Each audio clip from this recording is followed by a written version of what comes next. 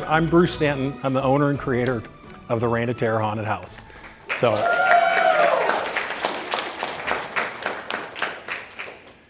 I'm 51 years old. I started this when I was 29. Growing up in the 80s, I was born in Culver City in California, and I was a big heavy metal fan and became a speed metal fan, and from there on, and Slayer is one of my favorite bands. And when I initially thought about naming the haunted house, it was gonna be Reigning Terror, because I was a huge Rain of Blood terror. And I would tell my friends, hey, I'm thinking I'm gonna name this haunted house, and it's called Reigning Terror, and no one got it. They said, Reigning Terror, what does that mean? You know, it's like a spin-off of the, so that I got so much negative publicity about it. It's like, okay, we'll change to Reign of Terror, but that's kind of how the name came about. So the significance of the song is, and I love that because it kind of brings me full circle of everywhere where I've been.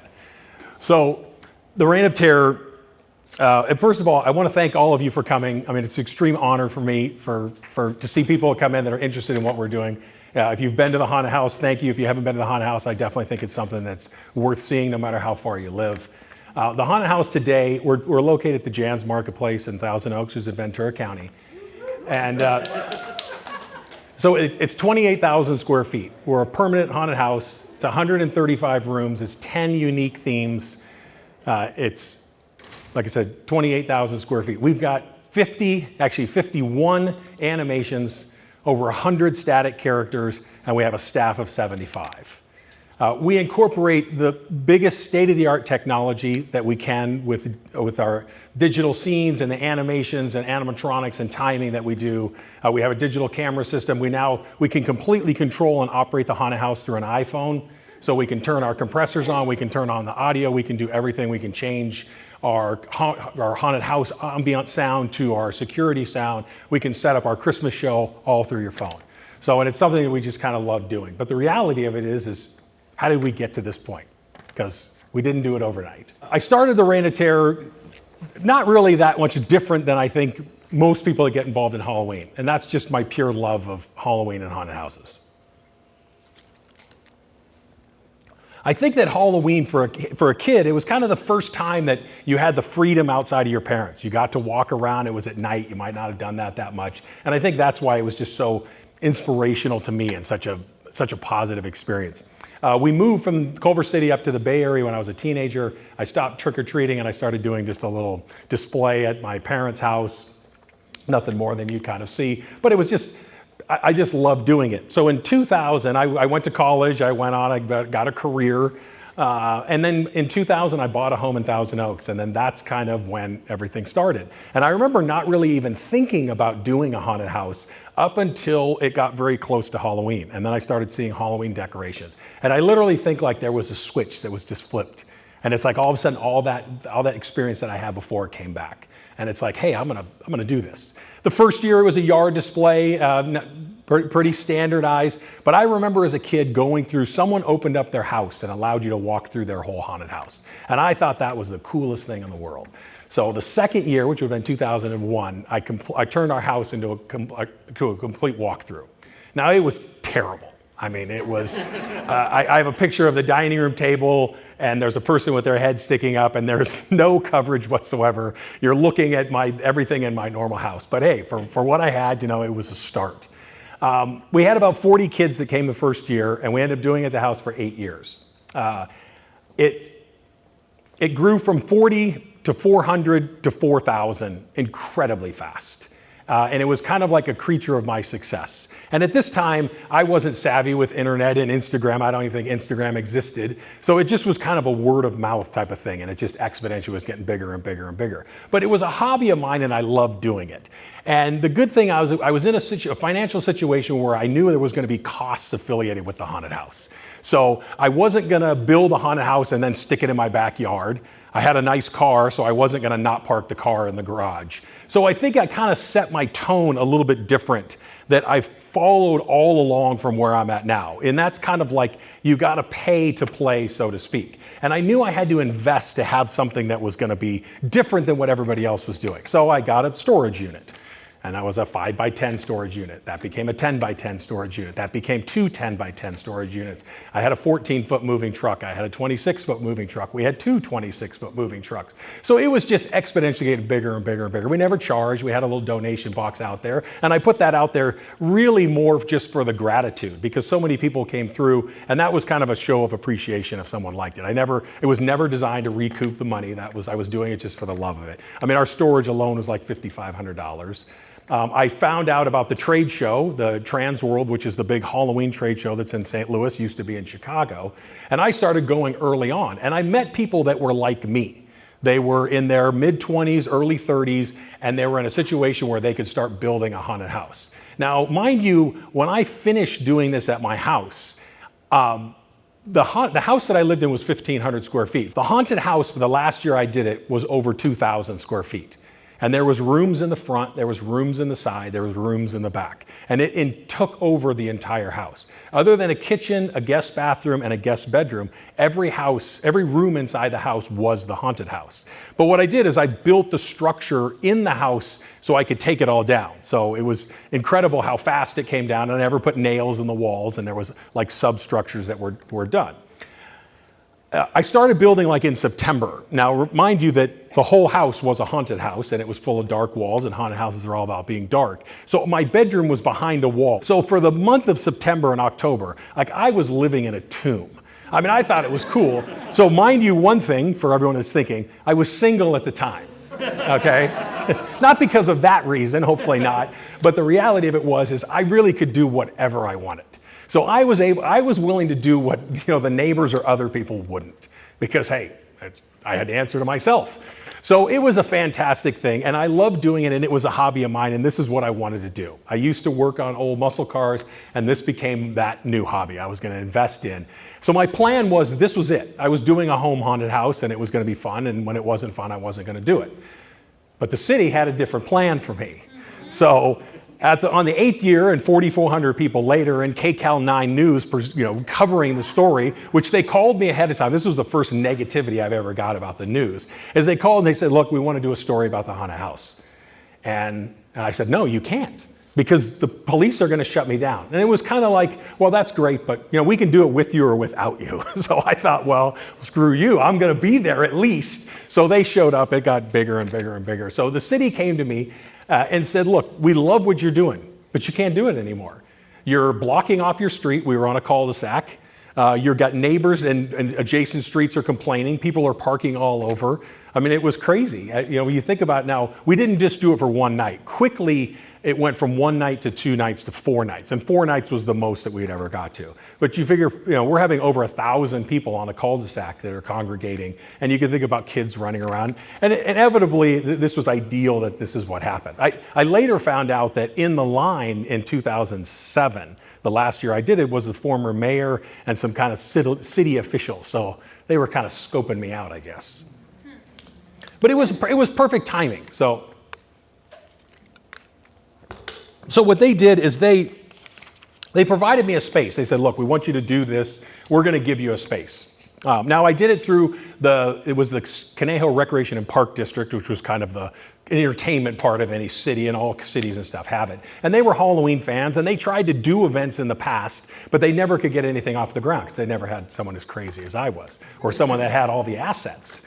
So they provided me a space. It was about 2,000 square feet. So in essence, we've overgrown that space. We're outgrowing. But it started teaching me, more of what was going to be involved in the haunted house.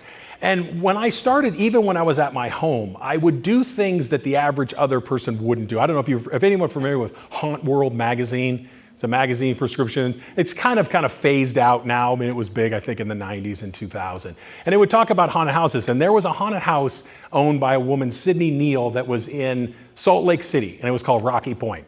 And Rocky Point, to this day, is probably one of the best haunted houses in existence. I mean, it's shut down now. But she opened up her haunted house to professionals and people that were in the industry of kind of laying out what to do. And I'm 4 years into my home haunted house. It's nowhere close to something like this. And I reached out to him and said, hey, I'm not a professional haunted house, but I'd like to attend. She said, absolutely. So I went there, and that laid out a foundation that I didn't really realize so much then as now, that it set the groundwork of what to do and what not to do. So I feel like I had a huge advantage. And when I'm talking about what do, what not to do, I mean, the reality is it's your haunted house. I mean, you can do whatever you want. That's the beauty of it. But the thing is we would always kind of talk about this term that we would throw around about like haunt stew. So to me, a haunted house, when you go into a haunted house, you want to get immersed in that environment. If you're in an insane asylum, you want to feel you're in an insane asylum. And when you can get that, that's when I feel that you've achieved success. But if you go from an insane asylum into a kitchen, into a fun house, the things aren't making sense. Now, it's still fun, it's entertaining, but it's taking you out of the story. So for me, it was always about making sure safety, making sure people's throughput, making sure that the guest had a great experience, that you weren't bunched up, that people got to see the animations, that they had time before they re-triggered. And these are all things I was doing at my house that are vital today. And they really separate the Reign of Terror today over like a theme park where you're putting in thousands of people.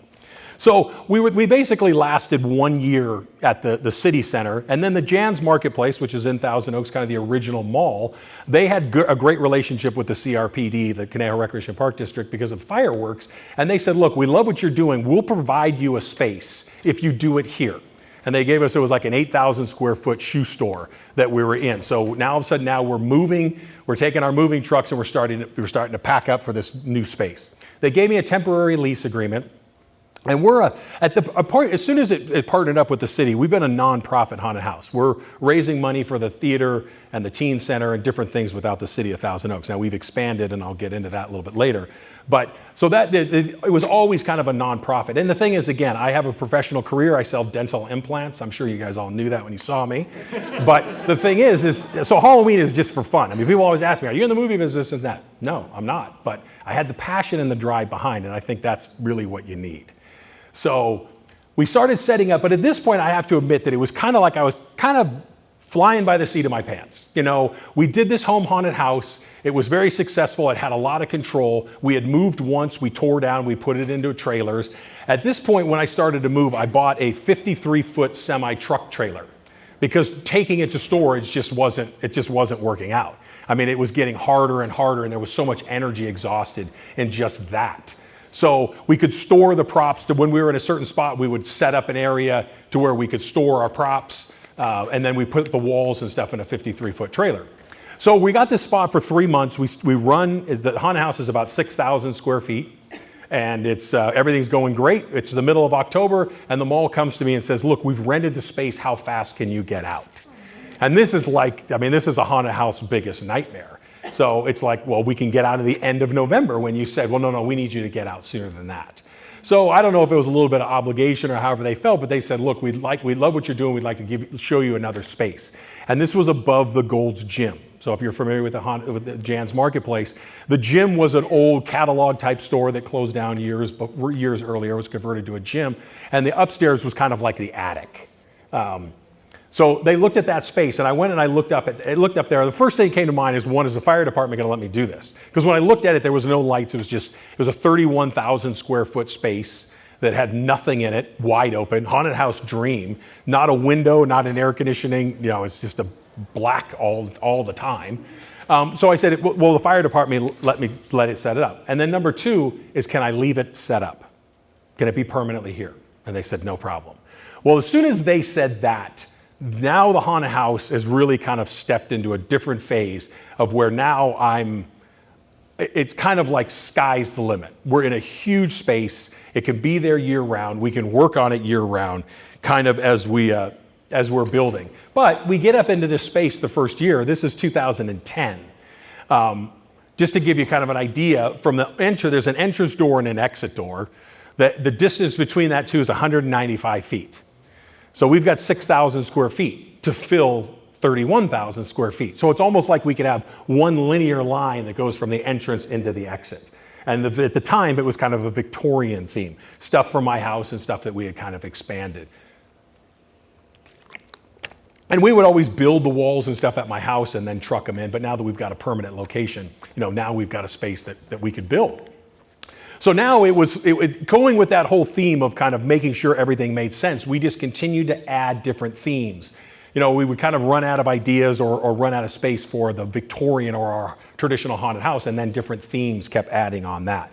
But all along, it was always the plan of expansion and what was going to be best for everybody coming through. I mean, we loved doing it. I mean, I used to use the term for years, this is a labor of love, and it kind of got kind of cliche, and I felt, is it really? But it really was, and it really is today, because the haunted house is no easy feat. And if anybody who knows, that there's a lot involved. But we just wanted to make sure that we had the right foundation and everything was gonna make sense. We weren't just gonna throw things together. We weren't gonna produce something that we didn't think was, to the standard in which the Reign of Terror needed to be. And I think, again, it's that groundwork and the thought that we always had that kept us pure to where we are today and making sure that this event and everything makes sense. And also, like with the themes, what we tried to do with the themes was each theme was to kind of target a different level of fear. So our cave is very dark and claustrophobic. We have the fun house, which of course will be people afraid of clowns, and then all the themes. So there was something unique, like our clown right here in the front. So it was, just to make, so there was a different in a transition. It wasn't just one long linear type of thing. And we were kind of never really running out of ideas. So in 2012, we got to the point where we had 65 rooms. And I remember thinking, oh my gosh, there's 65 rooms. Now, when it was in the house, it was 13. That's the maximum amount we got at the house. So now we're at 65. So in 2012, another big thing happened in my life. I got married, my wife Mary here in the front. But I got kind of a partner in the haunted house. And in the beginning, Mary was more just selling tickets and there to support. But as she kind of understood, she developed the same passion that I did, but had a completely kind of different avenue. And it really elevated up because Mary's more of a people person, where I was getting into more structures and making sure that we're building things right. So it's kind of that next level. Now, at 2012, 2013, 2014, we're still kind of a community haunted house. I mean, we're not really doing a lot of marketing. We advertise in kind of the local throwaway paper, and we are kind of spread of word of mouth. But that only kind of took us so far. But the other thing is I would constantly get people that would say, look, we want to film, we want to do this, and we typically wouldn't do it just because it never really fit our schedule. And also we were always building, so it wasn't like they had a established haunted house or something that they could work with. But for those of you, it's just kind of a funny story. I like to mention it now. I did not find it funny. Hopefully you guys sure did. But in 2013, we got reached out by Comedy Central, and they were doing Nathan For You. A show of hands, how many of you have watched or seen Nathan For You? Crap. That means more people are now going to watch this. So Nathan For You was a Canadian comedian that would come in and he did these spoof ideas where just one of the examples is he had a giveaway where you would, if we were late delivering your pizza, we'd give you a free pizza. Well, when you found out the pizza was about that big. So he wanted to come into the haunted house, and what he wanted to do in the haunted house was create an environment where you were so afraid you wanted you were going to sue the haunted house. So as a haunted house owner, that is the worst idea in the world, to plant the seed that someone could come in. But, you've kind of signed the agreement. They didn't tell you what they were going to do. But if you want some giggles, the original first season of Nathan For You is whatever it is, haunted house, you'll find it. I enjoy it now. In fact, there was a gentleman that was downstairs in the convention floor, saw me and said, hey, were you on Nathan For You? So it's fun now. It was a pain in the ass when we did it. It was a 14-hour day. And if you guys are ever in these situations, I highly recommend not doing them. So no matter how much they say they're going to pay you, because they always have some loophole on where they don't pay you. We did get paid from that, by the way. And but it wasn't very much. And I think the Jan's Marketplace took that because it was really their space. So in 2015, we started with online ticketing. And online ticketing really elevated us to the next level. And we started getting people that come from all over. Just to give you a fun fact about the haunted house, the number one city of online tickets that people buy for the Reign of Terror is actually LA proper. So not Woodland Hills or Northridge, but the actually city of Los Angeles. So more people are coming from Los Angeles than our own darn locals. So I'm not really sure why about that, but that was kind of an interesting thing. And then also we just started, as we were building and building momentum, it really became a thing where there was other structures that were involved. And this is where Mary was critical in the haunted house, and it became actor training and actor staff. You know, before everyone was volunteer, and we got a great group, and it's like, well, what can you do? Okay, do this. I mean, I feel like it was better than others, you know, probably not as good as some, but we didn't really have a structure. And when we kind of put the structure of training actors and really valuing the asset in which the actors brought. I mean, I don't care how good your haunted house is, if your actors are bad, the haunted house is bad.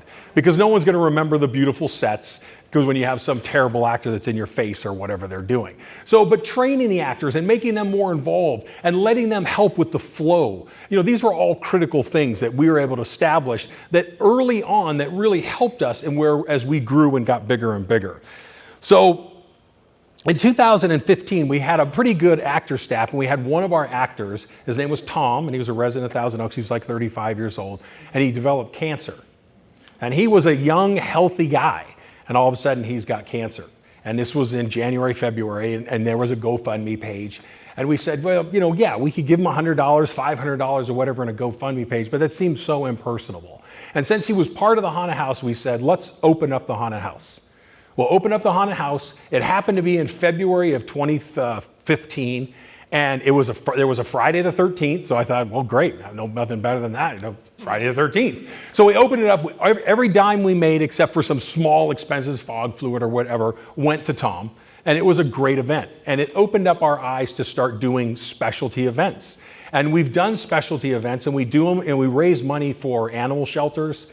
We raised money for the Thomas Fire that was in Thousand Oaks that burned out a lot of people's homes. We've done for Make-A-Wish, so we've granted 3 children their wishes. And these are just great things. And over the years, we've raised about $125,000 for these different organizations.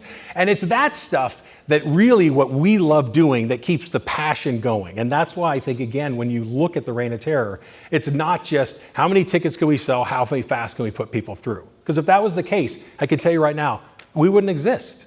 And I'll get into that just a little bit later. So now we started doing these different specialty events. It was great for the actors because it kept the momentum of Halloween going. I remember when I would do a home haunted house, I wished Halloween was twice a year because we did so much work for 1, 2, or 3, or 4 days. I wish it was more. Well, now it's kind of like be careful what you wish for type of thing because the haunted house now kind of runs almost year round. In 2017, we reached 100 rooms. We were at 23,000 square feet. I mean, it's something I never really thought imaginable. It's kind of like setting the bar, but all of a sudden, like, hey, we're there. The space we were in, there was a huge challenge, and that challenge was it was upstairs. So every single thing that was in that haunted house had to fit through a standard door. It was 36 inches by 80 inches tall. So if you've been to the haunted house and you went to it upstairs, you saw there's some stuff that's a hell of a lot bigger than that door. In particular, the truck, the pickup truck. We have a 1967 full-size truck. So we bought it, we cut the frame, we had to section the truck apart, and we brought it all up through that door. And everything we would haul, we would bring the lumber, and we'd haul all the lumber up and build everything upstairs. So, but that really was the challenge of a space like that, is you were extremely limited. Now, the benefit of it is we were on and we are today on a temporary lease agreement. Our lease is renewed year by year. So being in the attic of Gold's Gym, it's like, well, no one's going to move up here. It's a tombstone. And there, over the years, we had threats. We had people that would come up, and I always thought, what would happen? And I never really planned for that, but it seemed like it was pretty impossible. So, but we kept trucking along, moving, everything was great. In 2018, now we were at a level where we're getting tens of thousands of people in the season. We're getting extreme crowds, and we're losing a little bit of our luster of what the Reign of Terror was all about, and that was that intimate experience. Because how do we hold the candle to Universal Studios? We do it because we don't put you through in a Congo line. Hey, I'm a huge fan of Universal Studios. I think those guys are incredible. And when people come to me and say, oh, you're way better than Universal, I don't necessarily know if I agree with it, but I can agree with it in the sense that we can provide you a better experience. The last year I went to Universal was 2011. And I remember going through a Nightmare on Elm Street maze, and I had about 40 people in front of me and probably 40 people behind me, and I couldn't move. And I just thought, well, this isn't fun. Now I had the VIP pass, so it let me go into all these different haunted houses, but that's not what we wanted. And we wanted to make sure that we weren't gonna have that. So, but as more people show up, it gets harder and harder on how you're not gonna have a big Congo line of people. So we implemented this queue line system. So we put you in 3 troughs, and through a computer, we can control how many people go into those troughs. So right now, we have it set up where it's either 30 seconds, 45 seconds, 60 seconds, and we're putting people in between 6 and 8 people. 4 to 6 is actually ideal. So from that, now we're controlling how many people go in. And it's not like this group goes in 1 minute, this group goes in 2 minutes, because we want to make sure that, again, everyone's kind of getting this intimate experience and they're able to kind of flow through. But they're not just being rushed. But when you have 135 rooms, that putting people in the beginning only lasts about 25 rooms, and then people are starting to catch up. So we have requeuing focuses that are inside the haunted house where we requeue you up. The classic one is in the middle of the haunted house. It's our section called quarantine. It's kind of a post-war lab that's being controlled by kind of military, and you come in and there's a sergeant and you've got an ABCD on the floor, and he can bring you in and put you into this ABCD. We can house about 35 people in this room. He pulls people in the back that are afraid, which we love to do, put them in the front. We force them through. But the whole thing is you have a huge group of people that are being entertained, but what we're doing is we're redispersing you into the haunted house. But you're being entertained by doing it, so we're able to achieve 2 things. You're still in this environment. You're never leaving this post-war because this military guy's yelling at me, but yet we're still controlling that flow. Unlike someone that shows up with a flashlight, says, oh, stop here, wait, and now all of a sudden you're no longer in a haunted house, you're in an old Marshall's. Well, that's where, so that's, it's incredibly important to us.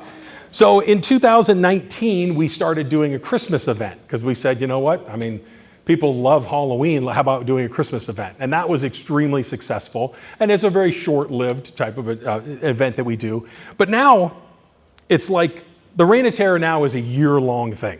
We're doing a halfway event or a specialty event that was in March or April. We would plan in January. We go to the trade show. We start building in May, June. We run our seasonal event. We then run a Christmas event, and then we're starting over. So, I mean, it's just a full circle year-round event that we're doing. So in 2020, actually it was mid-year 2019, I get an email from Newmark Merrill, who's the owner of the Jazz Marketplace, and anytime I get emails from them, it's not good. It's like getting an email from the IRS. They're never good. They never want to tell you that your lawn looks so beautiful. So I get an email from them that says that Gold's Gym is looking to expand, and we're going to need you to leave that space. So we've been there for 10 years. Now we're like rats up there. I mean, we have built rooms, we've shot foam, we've got crown molding, we've got chair rails, we've drywall mud our seams on our walls. Now it's all designed to be taken apart, and we have taken sections apart to keep it fresh and move things around and expand in the space, but it was never really designed to leave.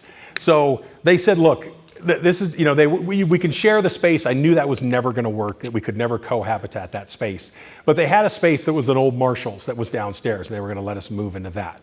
So we said, okay, we love doing what we're doing. We've got a great team behind us, a great solid crew, and we're gonna move. So that when we finished January 2019, our Christmas event, it was literally, I think, the next day we started moving.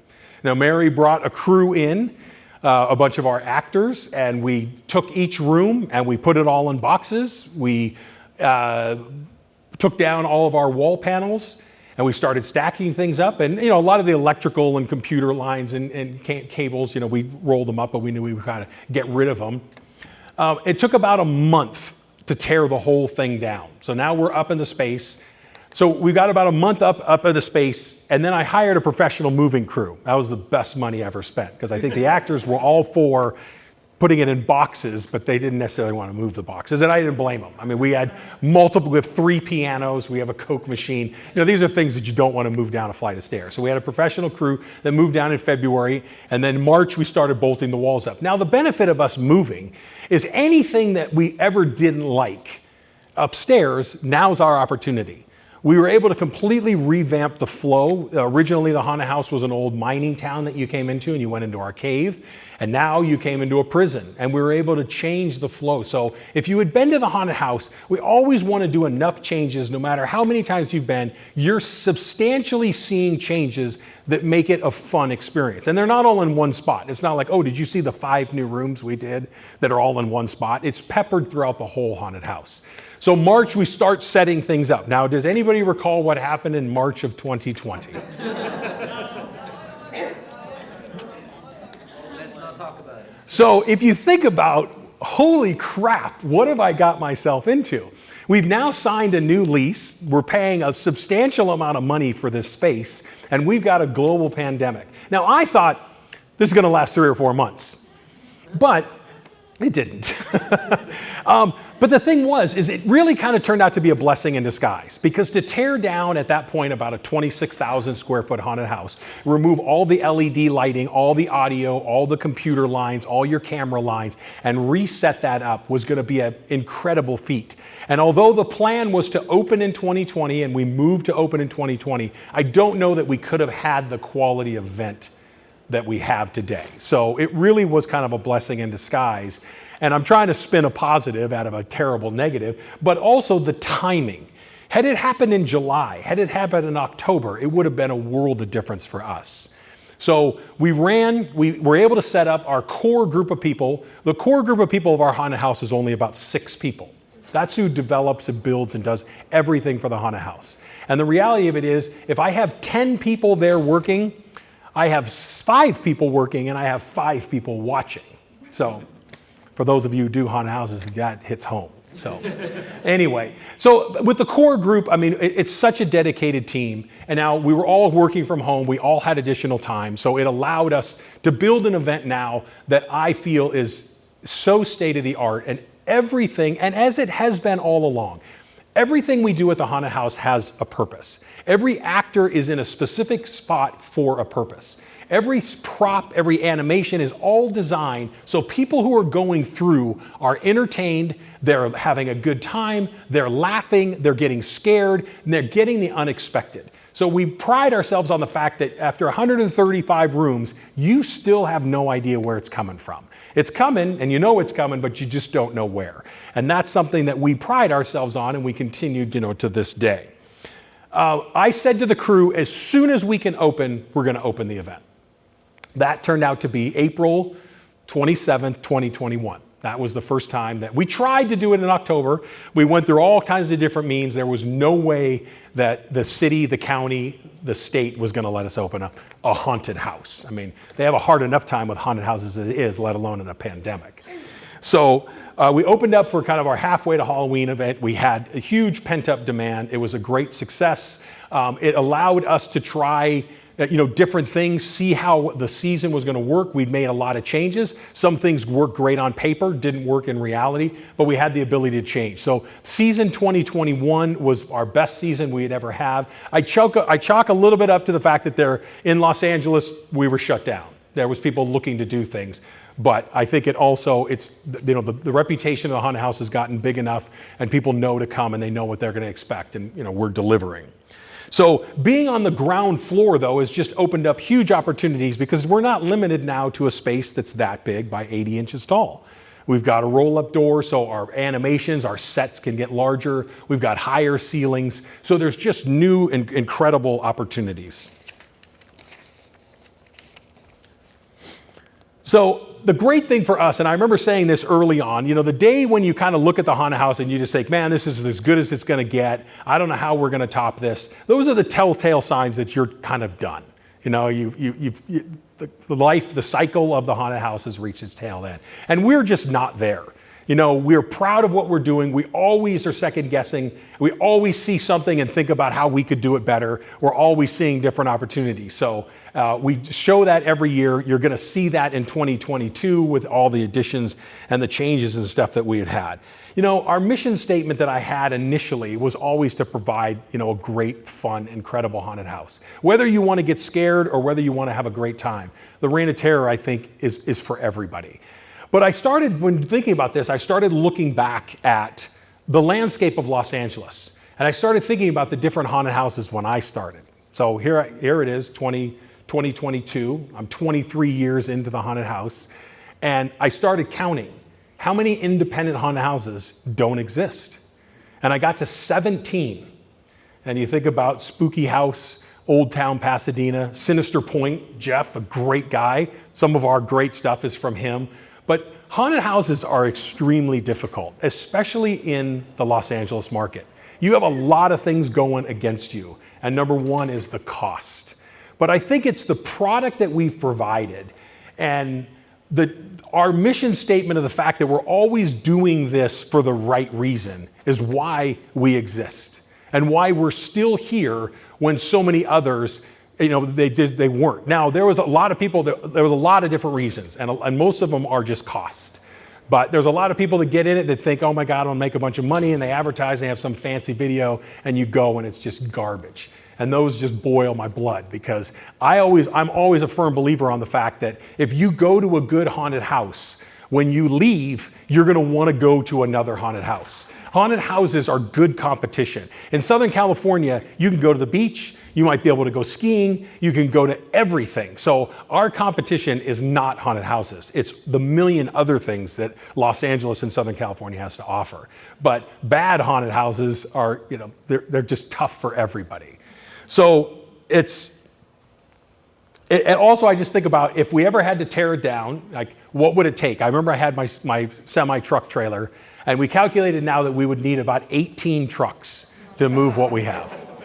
So in the haunted house, we have 1,350 wall panels, most of them being 4 feet by 10 feet tall. So there is miles of speaker wire, we have miles of camera wire, we have 1,000 LED lighting. It is just an incredible feat, and I'm proud of what we've created and what we continue to create. I'm so thankful for every one of you that came out to listen to my story. Hopefully it inspired you, or you got some pearl of wisdom or something out of this. This has been an incredible adventure and so fun, and I can't believe here 23 years later, I think the passion that I've had in the haunted house is equal today of what it was back then. It's gone through different stages and it's very different, but we still just love doing it. I thank you all for coming out, and I think we got time to take just a couple of questions. So thank you guys. Yes? And if someone were to go down the route you've gone, do you have any more tips as far as dealing with the city, parks or recreation? Who is taking care of insurance? How does some of that get divided up when you've got a partner like the city, parks and rec? So the fact you're asking a question is really good because you're answering all the key hot points. The most important thing when you start a haunted house is you cannot do it in a secret. You have to make sure that you're going to your city. So if you think about a city, so the important people you have with your city is you have the city itself. You have building and safety. Building and safety is the hardest one to get by, and you've got the fire department. Those are the three big ones that you've got to deal with. The thing is, you've got to be extremely proactive. I think if I was starting a haunted house today, my advice to anybody is start small. Have an event that has quality, that has something you can try to build upon. If you overstep and you build something too big, your investment's going to be huge. You might not get the return that you want, and next thing you know, you don't have a second year. Because as one thing with like Yelp was huge back in the day. Yelp now, I find, is a spot for people to say negative things. If you look at Yelp, people go on there because it sucked and they want to give it a 1-star review. Now, there's some merit behind that because if your event sucks, these people want to get their voice out. But it's not like what it used to be. But these reviews can kill you. So there's so many of these haunted houses that open up. And it's funny you should mention, because I've talked to people that want to do events. And here we are in this time of frame, or April, and they're trying to get an event in Halloween. And it's like, you are crazy. You got to take your time. Make sure you have all your ducks in a row before you start. And that may take a long time. Obviously, space is the number one biggest problem in Southern California because of the cost. Yes? So I did see that you had your actors all lined up. Do you hire actors who have been in haunted houses? Or do you also offer, someone new who wants to get into it, no experience? Do you allow you? So that's a great question. And the answer is we hire the people that are like us. The people that are passionate, that will commit to what they're doing. If they have acting experience, that could be good, that could be bad. Because we do things differently. If you're an actor at Universal and you're used to popping out, pop, pop, pop, pop, pop, because 20,000 people are going by, that's not really going to work for what we're doing in a more controlled environment. Now, we teach people what we want them to do, but our best actors have a lot of experience and our best actors have no experience. But they all have that passion and they know what they want to do and they get it, they get what we want to do and they show up. But that's what we're looking for. So, yes? Is there a particular mechanic or scare that you have developed over the years that you favor over anything else? So, yes. And the answer to that question is coming from different spaces. The number one scare that we have at the haunted house is we have someone that's above you. And when you come in, they reach down at you. Because everybody's used to walking in a haunted house and seeing it pop there and pop there and pop there, and they get conditioned. And when it comes from there or it comes from below, like our drop bridge that drops, those are ones that are great. You just want to you want to change it up. I mean, the best scares are all about distraction. So a lot of the stuff is setting you up to look at one thing so you get distracted. So you always want to make sure that you're scaring people from the sides or from behind. You don't want to stop people dead in their tracks, and that's a hard thing for actors, is they want to stop people, but then you got to get that machine going again. So it's all kind of about the flow. So my answer is I like to change it up, but wherever they don't expect it. Yes? What would you say is like the most difficult technology that you've had to incorporate over the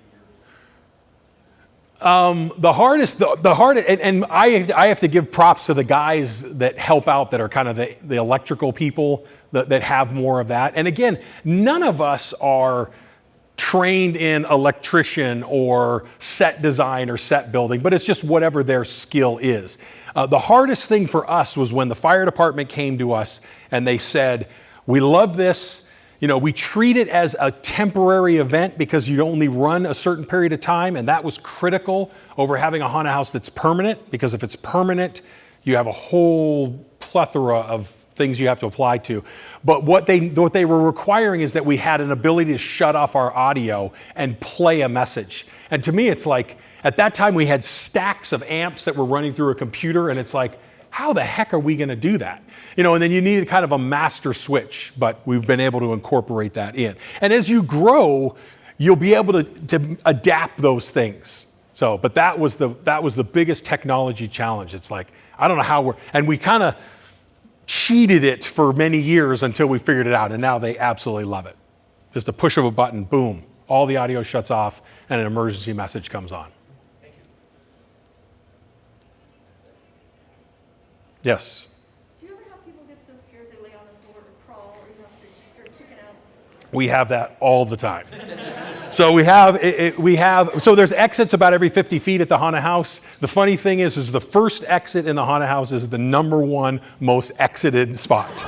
And it's like, I always feel bad. You waited this long line, you got to the haunted house, you made it 50 feet and you bailed out. And believe me, I've seen many parents of faces that have utter disgust that they bought a ticket because they probably didn't want to go there anyway. And their son or daughter, who we probably warned, that was 7, said, forget this. So we get a lot of actors. We have 55 cameras throughout the haunted house. So a lot of it's for safety and for flow. And we have endless footage of people that drop onto the ground and crawl forward.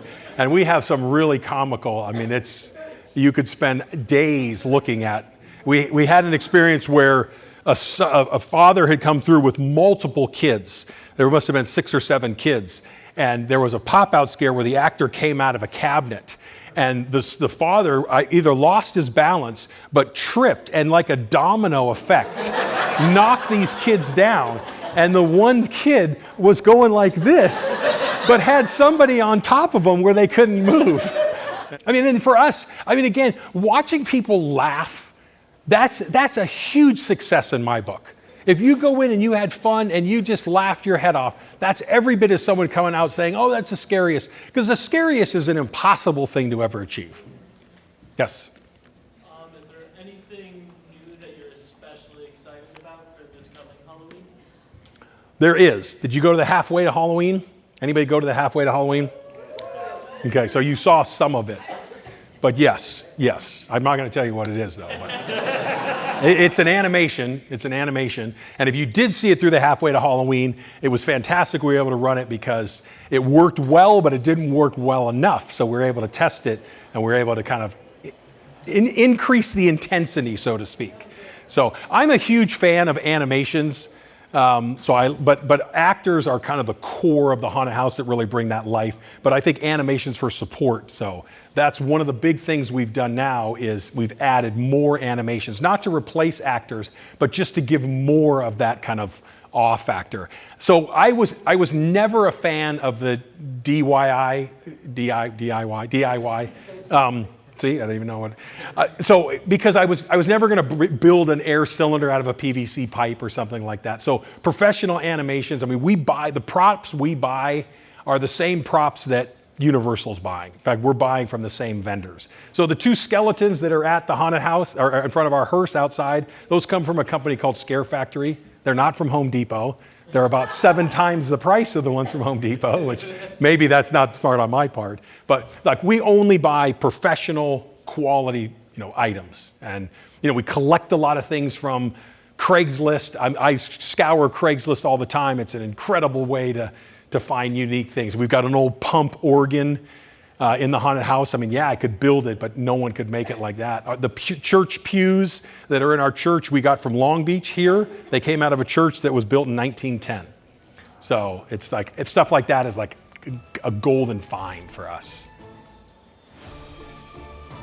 So again, thank you guys very much. I appreciate it. Sorry for the little delay getting started.